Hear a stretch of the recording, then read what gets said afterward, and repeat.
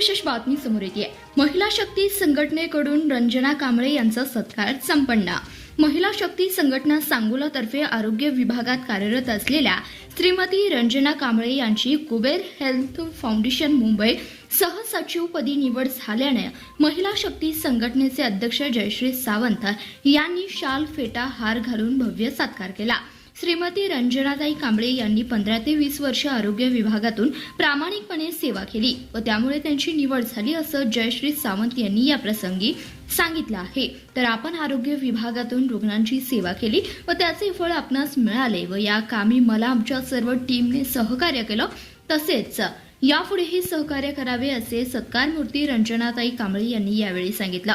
सदर प्रसंगी संस्थेच्या सचिव सौ माधुरी दमाने, ज्येष्ठ मार्गदर्शक मच्छिंद्र चंदन शिवे, मेजर श्रीकांत पवार, रविराज शेटे, कबीर चंदन शिवे, सौ साधना साळुंखे व कर्मचारी उपस्थित होते।